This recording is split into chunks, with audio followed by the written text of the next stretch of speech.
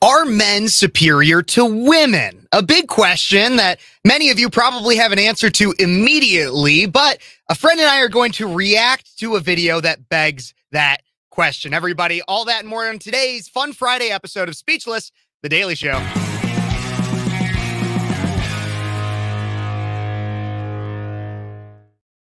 Hey, everybody, welcome back to Speechless, The Daily Show. I'm your host, Kev Phares, actually pre-recording this show on Thursday simply because I do take the LSAT on Saturday, and so I got to make sure I'm all prepped for that.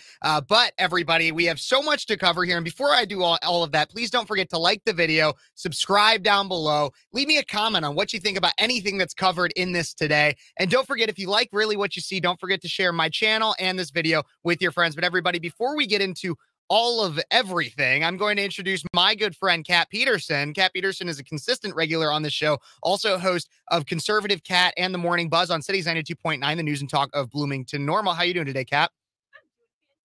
I cut your mic there. Do it one more time. I'm doing fantastic. Thanks so much for having me in studio and on Speechless. Absolutely. She always comes on when it's a fun Friday because I always come up with just some weird things to talk about, react to, everything like that. And instead of going through a bunch of different news stories today, we're going to react to one video. People always ask me, they say, Kev, you do YouTube. You've started getting a following on YouTube. What do you watch on YouTube? Well, I mainly watch music videos, but then I also do have one other kind of guilty pleasure, and it's these things called middle ground. There's a YouTube channel called Jubilee, and they've gotten a lot of following from doing these middle ground videos where they'll bring two people on opposite sides of a spectrum, like liberal parents versus conservative teens. There are a lot of different options, and they'll bring them together to have honest conversations, answering questions about just something that might be a hot topic in society. And so today we're going to cover one. And the reason why I wanted to bring Kat on, a woman, is because this is an argument between men.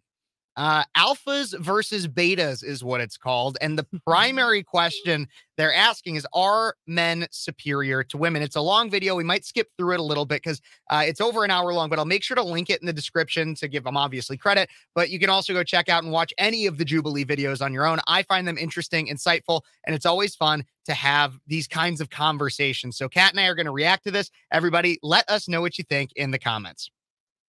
Men should be the stable ones. Men don't need to be crying in front of women. And ideally, they're not splitting chores. And I don't mean that disrespectfully, but I think that if a woman cannot look up to you in some way, then she cannot respect you. And if she cannot respect you, she cannot love you. I totally disagree. I totally agree. Totally disagree.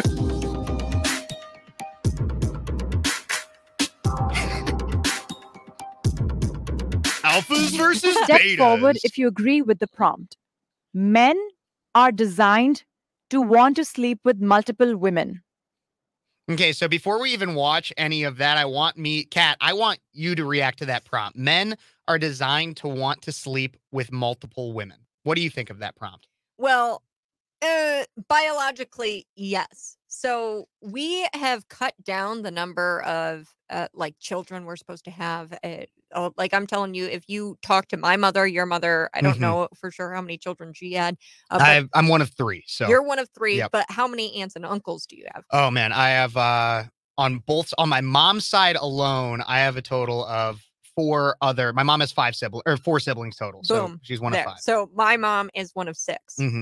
So our parents were a part of a much bigger pool of seed, I guess. So men are designed to want to spread their seed as much as possible. Isn't that a biblical term, like a biblical quote seed? Too? Like spread, like, and that's where a lot of people get like, oh, well, you're supposed to push for Christianity around the world. It's like spread your seed, but they also, I'm going to look that up real quick. Yeah. Well, and it's also biological. So there might be a spiritual side to that where you want to spread your seed as much as possible. But there's also a biological component. Just think about it logically, right? Women, we have an X amount of number, like a certain number of eggs that we can have fertilized because eventually, when I turn 40, I'm pretty much toast. My eggs and we go through things like menopause. So men, y'all have the seed forever and you can spray it as many times. Sorry. Well, and so I found the biblical, just for everybody out there, Ecclesiastes 11, sow your seed in the morning, and at evening let not your hands be idle, for you do not know which will succeed, whether this or that, or whether both will do equally well. I don't know exactly if that has to do with it, but sow your seed. That's more like, don't be lazy. Gotcha. But it could also be, you know, hey, don't be lazy. Make sure you have offspring. Mhm. And yeah, we're all designed, and the Bible, I mean, it says, be fruitful and multiply. Yep. So be fruitful, spread your seed Mhm. as much as possible. So That's it's what I was biological, that's what I was and I thinking. think there's spiritual undertones there. I don't, Mhm. I'm not, Well, I know, because pastor, like, so I'm an but Irish Catholic, and yeah. like the common trope for Irish Catholics is that you tend to have, I mean, like my uncle has 9 kids. Boom. So like, and that's like an Irish Catholic like tradition, is you just you get married young and have a lot of children. So it's not So multiple partners necessarily. And you know, biblical times, they did have multiple wives. Like, Mhm. I don't know how many wives Jacob had, but a lot. Yeah, and here's the one thing, and so this is the one thing about these Jubilee videos. So men are designed to want to sleep with multiple women, and a lot of this kind of stuff, it's a little bit of marketing. And like even the title of this video is "Are Men Superior to Women?" That's the title of the Jubilee video. It's probably what I'm going to title this video too, because it catches your eye, right? But it's an overgeneralization. It's like a very, very generalized statement. Men are designed to want to sleep with multiple women. And I'm interested, and we're going to get to it here quickly, I'm interested to see what these alphas and betas have to say about it. But like, I think that there are some people, and it kind of depends. Maybe, I mean, when it says designed, it hits on the idea of like from birth. You're Mhm. designed to want to sleep with multiple women. But I also think that and maybe that is true, maybe that isn't true. I'm kind of interested to see what's said. But what I do know is that your upbringing can also shape that a bit. Like if Mhm. you lived with great parents that were monogamous and did a very good job of teaching you what monogamy looks like, and showing you the benefits of monogamy, then you're likely more prone to be a faithful and monogamous husband wife. Well, If you grew up where your dad was sleeping around all the time, maybe your parents got divorced, maybe your parents remarried 2, 3, 4 times, yeah, and you here's the might thing. be more inclined to believe that men want to sleep with multiple women. We're all born inherently evil and sinful. This Okay, is true. that like, and as soon as we come out of the womb, we are looking for that boob, and we are Mhm. looking to suck that teat. Okay. So we're selfish, right? That's a selfish thing. As Oh, soon yeah. as Well, you come out of the womb, you're like, "Mom, get me food," and Mhm. I'll scream and cry, and like that's selfishness. So yeah, we're but not all like born not that in like way. the bad sense of selfishness. It's self-sustaining, because like you're just like, Mhm. well, I need to depend on somebody else to survive. Yep. And so I'm going to rely on somebody else to clean up after me, to feed me, to bathe me, everything like that. I'm gonna rely on my offspring to Mhm. carry my family name, Yeah. because my bloodline is reliant on me, because it takes 2 to tango, right? My bloodline is reliant on me. I want my legacy, right? Men are very legacy driven. Yeah. Specifically alphas, not betas, but but you know, yeah, I think that everybody's already inherently evil. So like, I'm born to want to eat a bunch of cake, gluttony, Yeah. right? I think that everybody, to an extent, is, People want to indulge. That's like yeah. and it takes self-control and self-discipline not to. And that there's also a sense of I mean, a self-preservation. I mean, if you want to just eat like crap all the time, sure, you can go do that, but you're likely going to die from at a younger age. I mean, Mhm. there's a lot of those kinds of things. But let's see what they have to say. Men are designed to want to sleep with multiple women. They asked them to step forward if you agree, and only alphas agreed. It seems.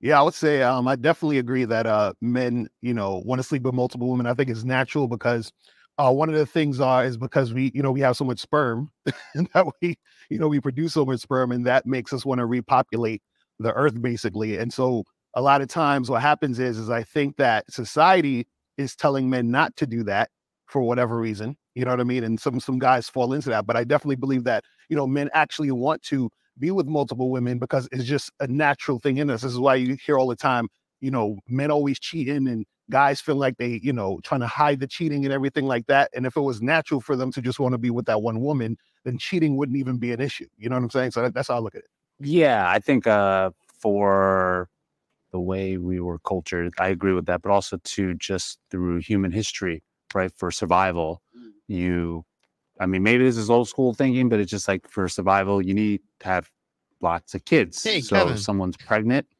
how do you keep multiplying? You just more women, right? Not saying it's right or wrong, but it's just kind of the way. I think women even cheat too. It's like 50-50. Yeah, I think women also want to do their thing, you know what I'm saying, in some situations, you know what I'm saying? So I don't think it's just men. I think it's a natural, like I feel like because that desire is there, it's a natural thing for, you know, if we're talking specifically men, that desire to want to do it is natural in us. So then therefore you're going to want to do it. So What do you think, Kat? Oh, well, he mentions women cheat too. That's so true, but women cheat for an entirely different reason. Ooh, that sounds like an interesting take. I want to hear it. What's the different reason, and what do you believe men want to cheat for, and what do women want to cheat for? Women want to cheat, so they'll typically fall either for a alpha or a beta male, and as opposed to so let's walk this out a little bit. It's alpha, beta. Is there another type of male? No. Some people argue there's sigma, which is like a lone wolf kind of guy. Like, so your alpha is somebody who's dominant, beta is more submissive, as a sigma male is more of like a lone wolf. Like some people identify like a Patrick Bateman from that American Psycho movie, or then they identify as like sigmas, is it's just like, I'm a lone wolf. I will tend to my own self, and that's it, kind of thing. I don't know. I think that those people exist. Yeah. And I don't know. I say that there's alpha Christians, there's beta Christians, and then there's alpha atheists and beta atheists. Interesting. So okay. That's how I kind of decipher it. But I want to get back So on there's topic. four So what's I know I got us off on a tangent there, but what's the purpose of men cheating versus women cheating? So women, what they'll do is they'll either they'll fall for a beta right away, and you see this because they're always thinking about the future. Hey, is he going to be around to comfort me when I'm old? Is he going to be around to comfort me? And they'll fall for a beta right away. Typically, this is your high school sweetheart. This is somebody you meet in college. And then time goes on and you approach your 40s or something, 30s, 40s, late 30s, and your appearance it starts to change a bit. Right, and you go. I mean, menopause. for both men or women, oftentimes by the time you hit late 30s, early 40s, your appearance begins to decline. Yeah. So and then you'll go and cheat on your beta that you were with. Now it goes two ways. So you could, if you start out with a beta, then you'll go cheat on your beta that you started out with because you're thinking about your future and things like that. You'll go cheat on your beta with an alpha because you yourself are self-loathing and you need somebody to hype you up, somebody attractive, somebody more attractive, somebody more of an alpha mindset. Yeah. Or you start out with an alpha, and this alpha most of the time will cheat on you, or you feel like he's not going to be there for you in the end, so then you go and cheat on him with your childhood best friend or something like that, or that guy that he always says she always says is a best friend. Yeah. Oh, he's just a friend. He's just a friend. It's like, it's just like that. There's a Biz Markie song. You got what I need. Yeah. But I say he's just a friend. Yeah. Yeah. He's just a friend. He's just a friend. And a lot of women will keep that just a friend around. I'm going to be honest. I have a beta friend who's a best friend who is child. I know Jake. Yeah. Yeah. Sorry, Jake. I love how I knew exactly who you were talking about. Sorry, Jake. We won't totally splay you on the show. Yeah. But. No. But what will happen is this, you're cheating on your alpha with the beta because you think that the beta is going to be there for you in the long term. It just kind of depends on the woman and what stage she is in her life. Yeah. And what age she is, how she feels about her appearance and her attractiveness level. So women cheat on men for security if they think that the alpha is not going to provide security. It's all about security. Yeah. Who's going to provide me the most security? Now, what you're going to want, ladies, is the alpha Christian, the alpha male who has moral values that will provide you security. That's what I think women cheat on men for. It's there's this constant gauging of attractive level towards this man and security. Yeah. You want to try to find a balance of they have both. I'm attracted to this man, and there's security. There's security. Yeah. What do men cheat on women for then? Purely physical? Yeah. Purely physical? It's purely physical. So men might cheat on a woman as she approaches menopause or something like that if there is no children really involved.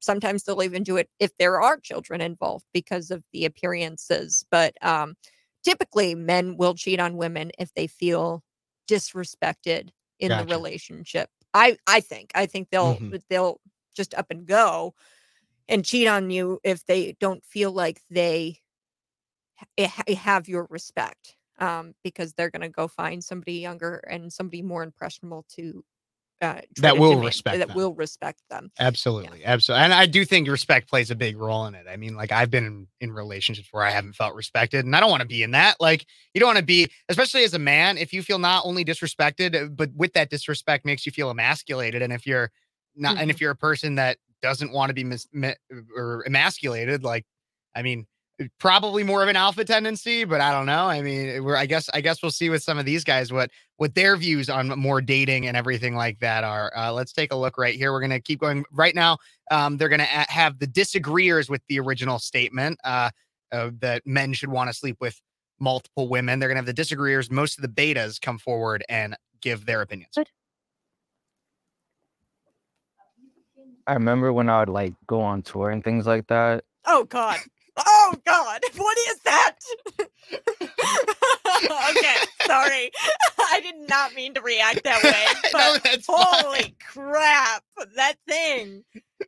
Not thing. I know that's awful to say, but oh my gosh. According to the video, that is a man. And I'll admit that's there's a lot of people right now, Kat, that are actually kind of attracted to that. Like, I mean, you know, a lot of people that are attracted to like Pete Davidson, right? Like, that's kind of a Pete Davidson look to him with the kind of obnoxious, the obnoxious tattoos, the skinny body, kind of out there hair. And I don't know what ladies see in that. I really don't. I understand the white skinny nerdy boy, Yeah, your boyfriend's like, kind of not as much. I mean, he's not skinny, he's more built, but like your boyfriend is white and nerdy. Gotta do nerdy. So. But like if there's no brain with that, and clearly this person, I don't know what he's gonna say yet. Angelo. Well, let's see what Angelo does have to say here. My friends would always try to encourage me to like hook up with girls that were on to me. But I wasn't really like into it. And it made me feel like weird, like off, like there was something wrong with me.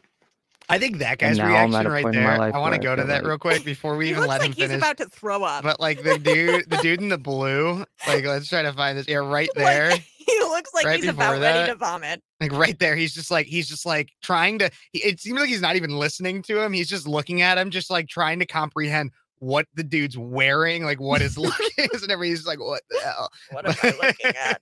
Okay, like there was something wrong with me. And now I'm at a point in my life where I feel like I'm only having sex with multiple women, so I'm not weird. So I'm quote unquote normal. I feel like even when I do have sex with these random women, it doesn't give me any gratification. And I know that comes with like random sex in the end, but I know in the back of my mind that like I just like simply don't enjoy this. Like I've been with multiple women and I've been with one woman, and being with one woman is just so peaceful. As far as like telling young men that they're born this way and that they should feel this way, it can really not do damage. But I think that's okay. That's a problem though, because I think you were hitting on it a little bit earlier, Kat. So he says telling men that they are born this way and they should feel this way. Those are two very different things. Yeah. But only a Christian or somebody who's religious, not even just Christian, but a religious person would see it that way, because the question was men are designed to be with multiple women or to want to be with multiple women. It doesn't say that men should. Yeah. And I think that's why, I mean, if you look at the dichotomy, not just, I mean, you could tell an alpha from a beta in this video. I could tell you which ones. You could line them up and they're all mixed in together and everything. And I'd be able to tell you which one's which based on the way they look and the way they dress. Yeah. Period. And so he's totally mischaracterizing the argument here by saying I'm just shocked that he has had relations with multiple women. I don't know what these women are thinking. I don't know. If somebody like that were to approach me, I would feel very uncomfortable. No, I totally understand. But the point I'm trying to make here is that no one is saying that men should sleep with multiple. And that's kind of where because I agree with him in the fact, I'll agree with this weirdo looking dude. I'll agree with him in the idea of saying like, because I've had times in my life where I've been like searching and looking for multiple people to spend a night with or something. And it's not fulfilling in any way. That's why I don't do it anymore. I will only ever sleep with somebody that I plan to get married with. That's because you have a religious background and you know the reason, you know what that feeling is. He doesn't know. I would have to ask him his religious beliefs. I don't know. And I'm sure he doesn't get into it. But you know that, hey, this is shame. Yeah. Shame is the check engine light that goes off. Absolutely. And you're like, wait, something's not right. Along with shame, it just doesn't feel good. Even like, because you might have a great time one night with that person, but then like the next day, a few days down the line, it's a little bit of shame, but it's also just the idea of like, man, like I actually maybe really like that person, but based on the societal standard right now of hookup culture, which I absolutely despise, by the way, but I mean, when I was younger, I engaged in it in a little bit because it was the societal norm, so to say, and I was struggling with a lot of different things. But my point being is that, there's people I look back to where I might have spent a night with them, maybe a few, and I look back and I'm just like, man, if like things were different, if society was a little bit different, that could have actually been a very interesting person to like go on dates with and like spend time with that's not built around a sexual energy, you know? And that's really sad. And like, so that's why I look for somebody. I'm not looking for somebody that's just going to be a great sexual partner. I'm looking for somebody that's going to be interesting, wants to hold a conversation about like interesting, controversial topics and can vibe with me in that way. It doesn't have to all be about sex, but I think so much of our society focuses relationships around sex. And so that's where I'll agree with him on it, is the idea of like, yeah, sleeping around. It's not something people should do, but it might be the way that men are designed to be. Let's keep going and see how he finishes the statement with some of the other. But just sort of making me second guess things about yourself. Am I normal? Am I weird? Is there something off about me? Everyone else around me is saying that I have to feel this way or I have to do these things, but yet I don't feel the courage to do those things. I would say that's not true, though. I don't think that we should promote men sleep with multiple women. Exactly. I think that we should promote choice. I would sleep with that guy. You. So in your particular case, I would never tell you to sleep with multiple women. I think you might be doing the right thing to do exactly what you're doing and not do it or stop doing it. It's not about pushing it on the young men, but I'll tell you, there's a lot of young men that have a demon inside and maybe are really upset and frustrated with themselves because they feel a certain way. And it's like, oh, I'm coming out the closet. I'm straight, you know, or super straight or too straight or whatever it is. I think that it's really going to be about choice, man. So me to you, I tell you, if that you don't feel good doing that, man, I wouldn't do it at all. Yeah, exactly. Well, there's that. And I just want to once again, and because I want to get to the next prompt here. And if you want to go again, watch the full video, I'll make sure it's in the description of this. But just once again, as I pointed out earlier, and this is a great moment to look at it right here. So which one's the alpha and which one's the beta?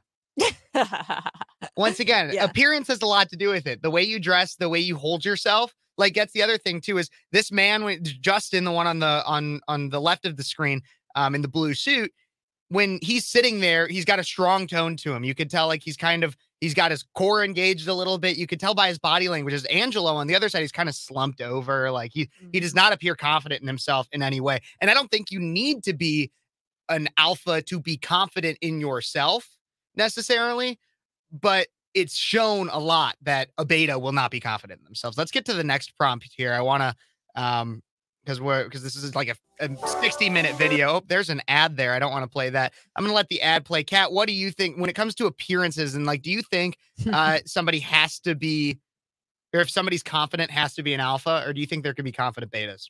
Oh, there can be confident. I don't know. I don't know if they're no. I don't think betas could be confident. Really? I don't know. They could probably try to present themselves as confident, but it won't work. Like, so you think somebody could be externally confident, but not necessarily internally confident as a beta? Yeah, gotcha. Yeah. I think that they could fake it, right? Or find something, some sort of vice that they rely on heavily that gives them that confidence or something like that. I don't know. So the next prompt, just moving, because I'm going to bring it up on screen, but I just want us to talk about it too. Submissive women are more attractive than dominating women. Obviously, you're not attracted to women, Kat. But what do you think about that statement? I'll give my thoughts as a man too, but submissive women are more attractive than dominating women.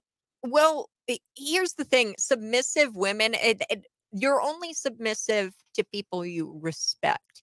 So I want to make sure that women know that being submissive is not a bad thing, that it's very selective. Mhm. And if I'm submissive, I mean, I'm submissive to God. When I pray, I bow my head and I hit my knees, hit the floor, right? Like that I'm submissive to God. And a big part of this, right, is your relationship with somebody who has a biblical Christ following. I won't submit to a man if he doesn't submit to God, right? I understand that, Like, yeah. you know what I mean? Like, but it's not something that just is like, oh, I'm going to be submissive. No, Yeah. that submissiveness comes when you have a deep respect for somebody. And that's and I totally agree with that. And so like I was even thinking, and I think that's a very interesting take on it, because the way I saw it is it was like, once again, this is kind of a generalization, and it pinpoints two extremes. The way I see it is like, do I want a partner who is going to, like you said, respect me and in some ways obey? Like, I don't want somebody who's in public going to tell me I'm wrong, or like harshly disagree, or be like, I want a partner. I want somebody who we're on the same team. Mhm. Like, I want somebody to be on the same team with me. And there's some instances where I'm going to have to be the team leader Mhm. now, but I also want a woman who, when it comes to our future children, I want somebody who is going to be able to wrangle those kids and be dominant in that situation. Yeah. I wouldn't mind a woman too. I think it's very attractive when a woman can get up on stage and command a room. Yeah. You know, like, I mean, as somebody who's very involved in politics and I do a lot of public speaking, that's in a way dominant. Well, a community leader. So women are Exactly. designed to be community leaders because they always operated the community, and, you know, women would take care of each other's children, Yep. and, you know, they would have to operate in a community space Mhm. before we urbanized and everybody's kind of out for themselves, right? Yeah. These smaller, tight-knit communities, you have to work with each other, and women have to dominate the community space. But yeah, no, men. So I think there's a give and They have take to to have it, like a but respect. yeah. Like, in order for me to be submissive to you, you have got to be like earn my respect in Mhm. almost a way. And I've noticed that in my own personal life, I used to be a dominant woman. I used to make all of the money. I used to be like this like unattractive, terrible person. I was. I love how being a dominant woman, you just automatically goes to unattractive, I was terrible terrible. person. And like I look back on it now and I'm like, man, I treated men terribly. I Mhm. talked over them.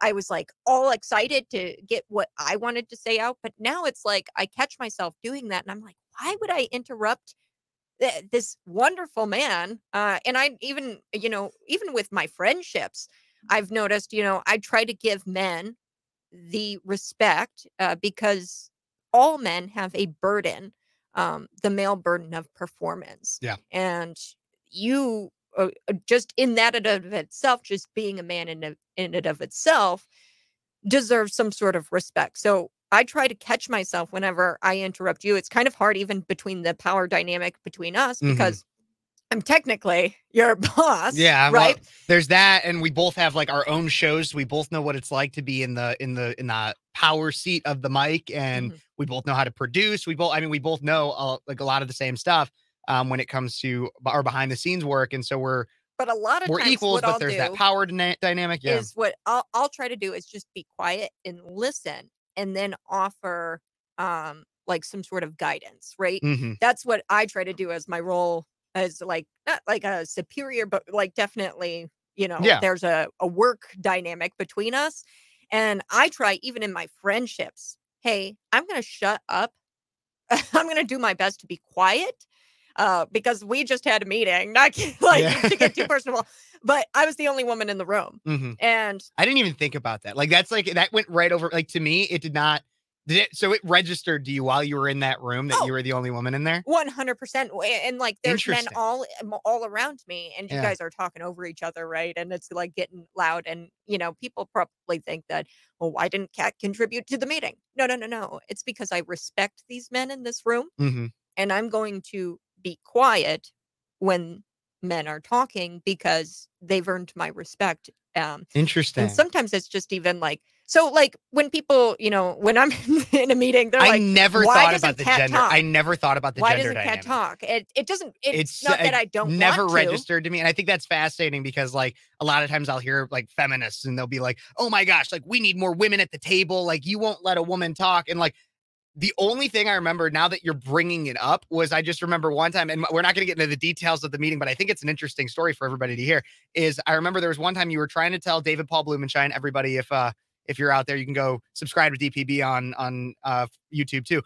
But you were trying to talk to him about some meeting or something that was going to be coming up, and then I saw other people in the meeting start talking up, and your thing got glossed over, and so I just brought you back into it and was trying to make sure that you didn't have anything else to finish up about it. But again, the gender dynamic, it was just like, oh, like things get off track, and like that's just the way meetings go sometimes. But I never even thought about that. But we're super off track right now. Speaking of which, submissive women are more attractive than dominating women. Let's take a look.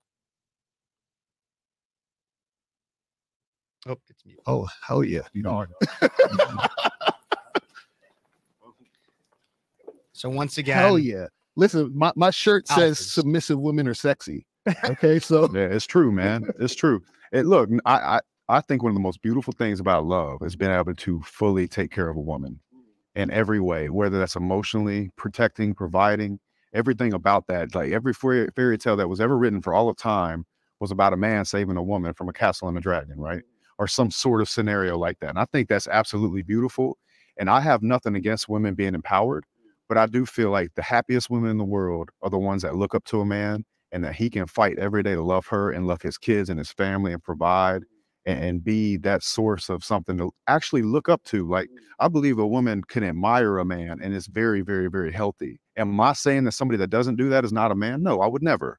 But ideally, the relationships that are going to work, the relationships in, let's say, the 30s, 40s, 50s, or whenever, you know, we were having nuclear families stay together before we went off the gold standard and inflation pushed everybody to have two people have to have a job. Yeah, dude, I do. I think those relationships are much happier when the man can lead a house and be proud of going out and going to work every day and fighting for his family. Yeah, I do.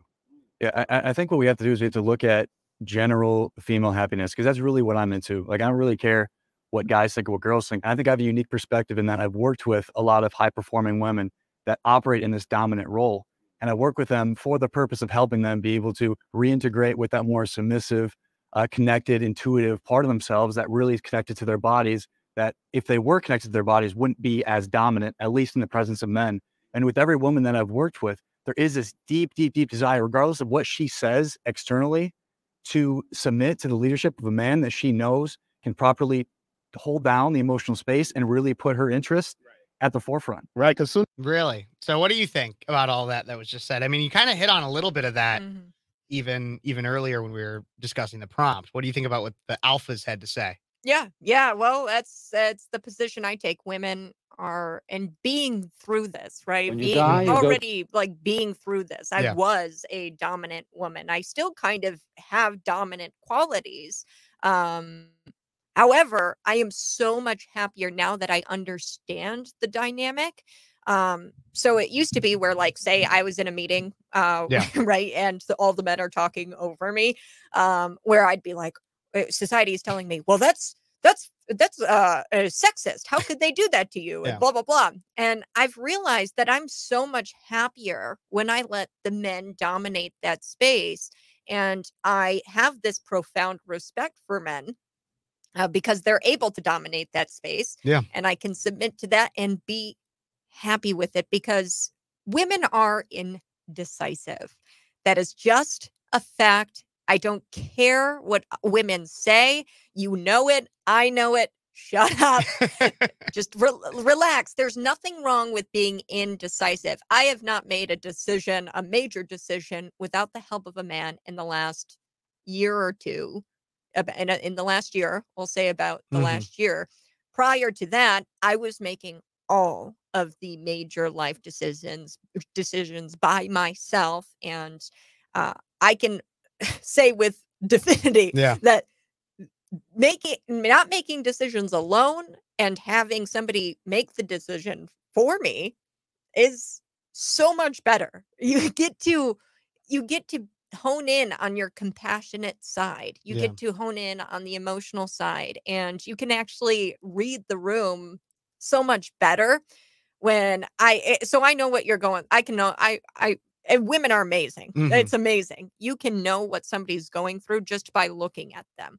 So I watched the Barbie movie. I don't want to get off topic, but you they can. made fun of the fact that women will sit there and, if I'm in the park, I will notice every single person in the park, and I'll know kind of generally what they're feeling. Yeah. Almost like women embody feelings, like they Mhm. just take on other people's feelings. And that gives me so much more like relief, and I can do that Yeah. where I get to, listen to Kevin, listen to David Paul, listen to these men, and kind of gauge where their feelings are at. And it's really fun. It's Mhm. really fun. I'm sure So, it's like a mind reader. Okay. yeah. Well, now we're going to get to when they bring in. So for this one, submissive women are more attractive than dominating men. We're going to get into when they bring the betas in.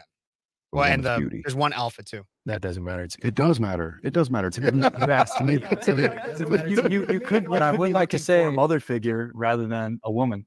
Absolutely not. But I would like to say that you're saying that women, have a higher, have antidepressants, but men, I'm a social worker, so men 1 out of 10 are more likely to experience depression, but more likely to go undiagnosed and not seek therapy or help. So I do think, and women also, you have to consider the fluctuation in hormones, pregnancy, because that can alter, their mental health.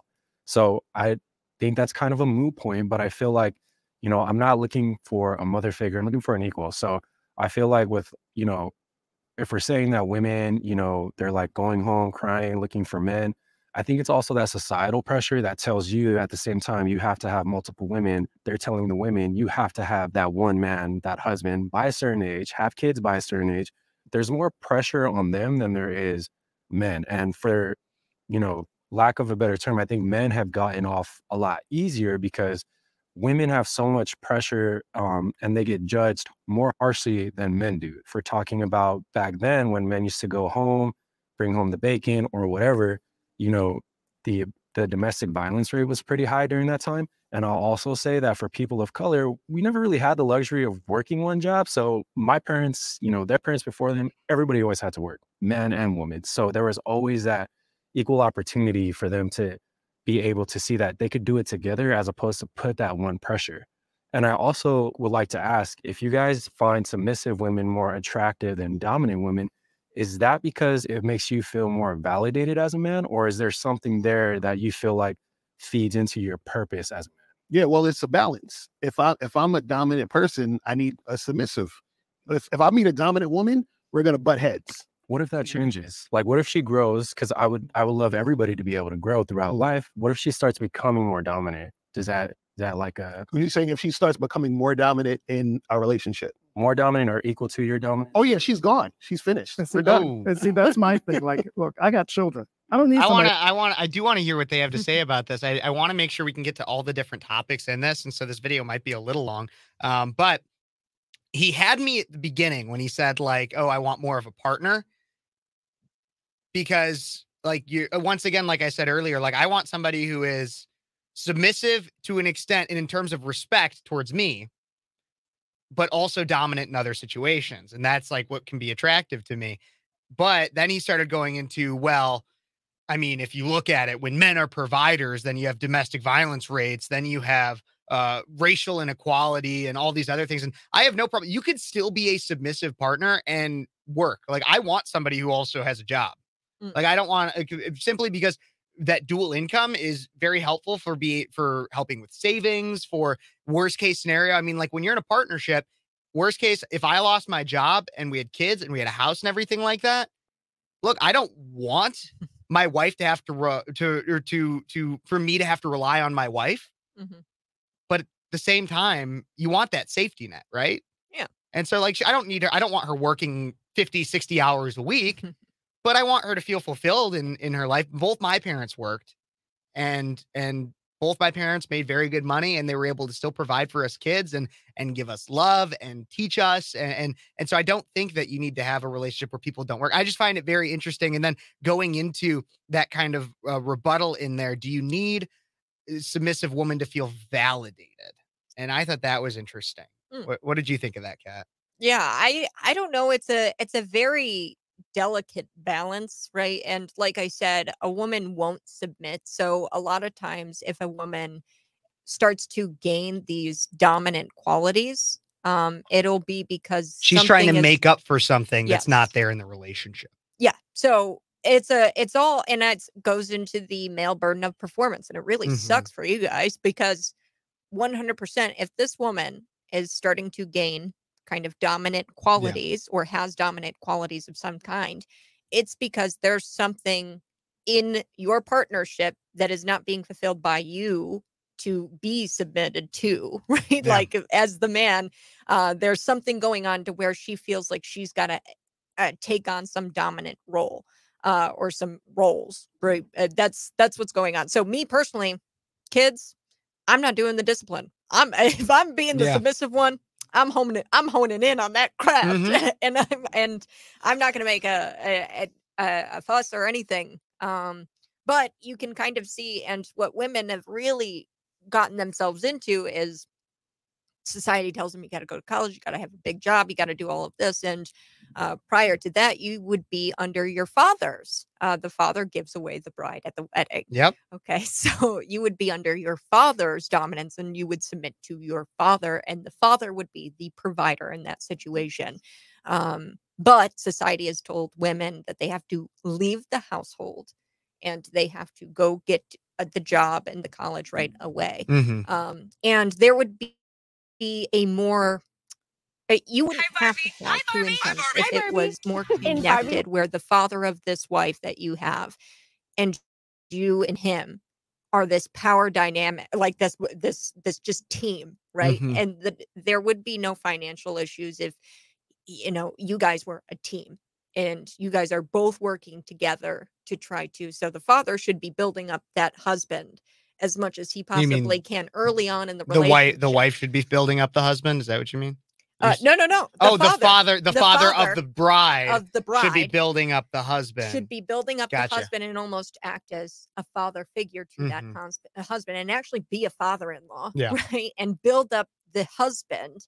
Because it's hard starting out young, right? You aren't wise. You need to seek wisdom and things like that. And that father of the bride should be that role. I see what you're saying. Yeah, interesting. Where he helps the husband out, and he should be able to elevate the husband financially or even spiritually or even with wisdom enough to the point where he can take it and run and just be his best self, right? And he would never have to ask the woman to work ever. So there's a family element to it too, right? Where we've lost that. Like, I don't know anybody who's, my husband has a great relationship with this father-in-law. And there's been talk in society like, oh, we got to go to the in-laws house. And it's in every single movie. Yeah, right? No, absolutely. Oh, we got to go to the in-laws house. Like, that's so destructive. The in-laws this father-in-law has a very important role in the bride's life. Yeah, like your father hates me, like that whole kind of thing. Like, and it should be, if something like that were to happen where you feel uncomfortable, where you're like, oh God, I got to ask her to work. I lost my job. I have to ask her to work. You shouldn't have to go to her at all. You should go to the father-in-law and be like, and other men, right? Your boys. You should be able to go to your boys, to your father-in-law, to your dad, and the men elevate the other men. Would the inverse also be true then, that the mother-in-law should then be training the mom, the daughter-in-law to be good with the children? So being that, what about being a wife? I mean, like being a wife to the man. Yeah. So, asking your mother, hey, what do I do? So my mom always taught me the way to a man's heart is through his stomach. The way to a man's heart is through his stomach. So you better be good cook. So she'd get me inside that kitchen when I was a little girl, and we'd cook Thanksgiving together. And she, has a box of recipes that she sent with me when I went to college, because she knew that I have to learn how to cook. And that's just the way it goes. And herbal medicines and things like that. We didn't do all of that, but learning how to provide first aid, things like that. Being a good wife and being a good mother. So you should rely on not only your mother-in-law, but also your mother. There should be a more family dynamic where you're relying on other members of the family. So if you're down on your luck, Kevin, right, as a man, and you're going through losing your job and not being able to be a provider, why would you go to a woman who has no really biological urge to be a provider for advice and guidance? You're going to go to a man. Yeah. You know, hey, I'm struggling. What do I do, bro? I'm down on my luck. What do I do, bro? And what do I do, dad? What do I do, father-in-law? You know, I really care about your daughter, and I need help. Yeah. You know, and you should be able to go, and he should be able to lift you up or elevate you enough to where you can get back on your feet, whether that be through finances, spiritual, or wisdom, or whatever. Yeah. So sorry. Absolutely. No. I'm very interested. Totally No, I'm different very dynamic, interested in the way and everything that you have to say. Okay, everybody. I hope you like everything so far. Please tune in just about a half hour. You're going to be able to see part 2 of this video of me and Kat reacting to this insane middle ground video. And you are not going to believe some more prompts that Kat and I will talk about. Oh my gosh. It is absolutely crazy. Thank you guys for tuning in. You've been watching Speechless, a special edition episode of Speechless, The Daily Show.